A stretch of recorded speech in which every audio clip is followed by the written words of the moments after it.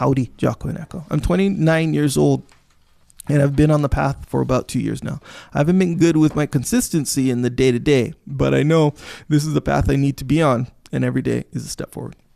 While I have been on the path, my wife and I have gotten more plugged in at our church, and I've now been on our church volunteer safety team for almost 2 years. We are members of the church who have been asked by leadership to carry firearms in an official capacity. Most of us have now been put through a course that makes us licensed security officers in the eyes of the great state of Texas. More recently, I was asked to take a bigger role in the team as an assistant leader, and I willingly stepped up as I have every bit of confidence this is where God is leading me to serve the Big C Church. While I'm very happy here where I'm at, and I very much enjoy the men I serve with, the safety team leader, and I find it difficult to motivate everyone, as we're all volunteers at the end of the day. We are continually working on improving the team, but from my perspective, it seems that everyone wants to give their 0.02, like 2 cents, as to how things should be better, while not taking extreme ownership of their part.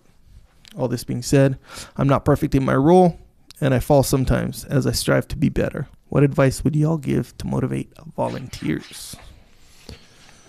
Right on. And I think he also wanted to shout out to his brother, Josiah. Got him hooked on the podcast. Listen to episode 205, Dead Man Walking with Dynamite Dick Thompson. There you go. How do you do this? This is something look, I would love to tell you that this is you got volunteers, so there's some big different thing you have to do because they're only volunteers. Nope. Guess what you do? You start giving these people ownership. That's the best way to motivate people, is to give them ownership, get them engaged. Oh, you need to train? You need to do some training? How do y'all think we should train this week? Right, Fred. Hey, Fred, we got to do training this week. You know, if you want, do you want to run training this week? You had a couple good ideas. You threw in your 2 cents yesterday. Let's get the whole $1. Why don't you run this thing, Fred? Jim, do you want to do next week? Bill, you got the week after that? You see what I'm saying? Hey, we need a plan for this Sunday. We're doing a cookout afterwards, and we got to secure the courtyard. How do you guys think we should do it? Fred, do you want to run this? Bill, you want to run this? Jim, you want to run this? You see what I'm saying? You got to be careful because you don't want to be like Echo. There's a difference between Echo, do you want to run this? And Echo, you run this. You see what I'm saying? There's a huge difference between those two. It's not even a subtle distance. Give them the mission. Hey, we got to secure the courtyard this Sunday for the barbecue. That's the mission. How do you guys want to do it? Who wants to be lead, right? Who wants to be lead? Who wants to be lead today? I'll be following Echo. Hey, you want to take lead today? Well, what do you mean? I mean, you lead this. You run security. Well, aren't you the team leader? Yeah, but I mean, what if I'm not here? And I know you had some good ideas yesterday or last Sunday or when we did the Saturday night party. You did a great job. You had some suggestions. Why don't you run with those suggestions? I'll follow. You want someone to give you, if someone wants to give you their 2 cents, get their whole $1, right? Let them run with it. Now, what do you got to watch out for? Probably boiling up in your head right now as I'm saying this is your ego.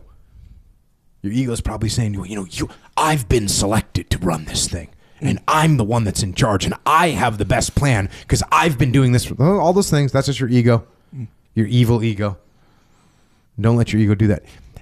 If they come up with a minimally viable plan, that's all we're looking for. Because guess what?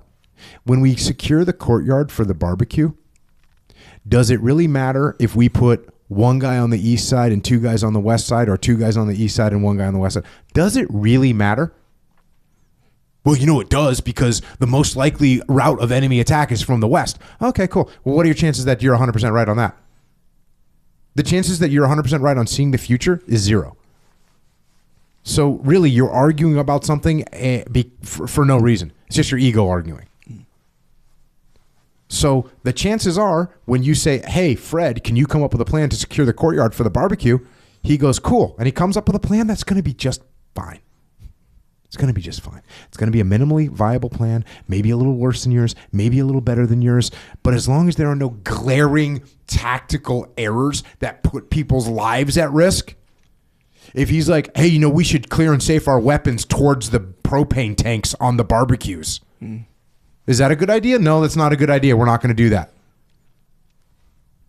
If he says, we're going to, set up all of us congregated in one small area, that doesn't make any sense. But guess what? Since you're all working together, chances are they're going to be able to figure out a minimally viable plan. By the way, Echo's 11-year-old daughter could figure out a minimally viable plan on how to secure a courtyard. I guarantee she could come up with a decent plan. No offense to your daughter, Echo Charles. But she has no tactical experience. It's a compliment. Right? She could come up with a minimally viable plan. She'd be like, okay, well, here's the road.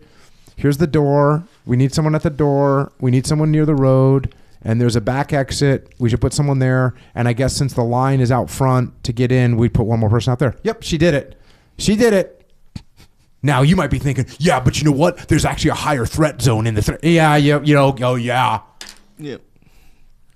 Fire her. You know what? I put trust in you to do this, and you didn't do it right. I'm taking back control. You're an idiot for doing that. So don't argue over 6 in one or half dozen the other. It doesn't matter. Don't argue about those things. What you do is you give them ownership. And like I said, by the way, to everyone out there, this isn't just with volunteers. This is with all humans. All humans. No, it is with most humans. Some humans just want to be told what to do, and they're good with it. There's a decent amount of people that are like that. They're like, oh, hey, tell me what to do, boss. Hey, I need you to stand at the door and, put people through the metal detector. Okay, cool, got it. That's fine. People are like that. Some people want to, many people want to have some kind of control over their own destiny. Give it to them. Give it to them. And this is from kids to athletes on teams to frontline contributors in companies to managers in companies to the C-suite executives. People want to have some control over what's happening. Give it to them.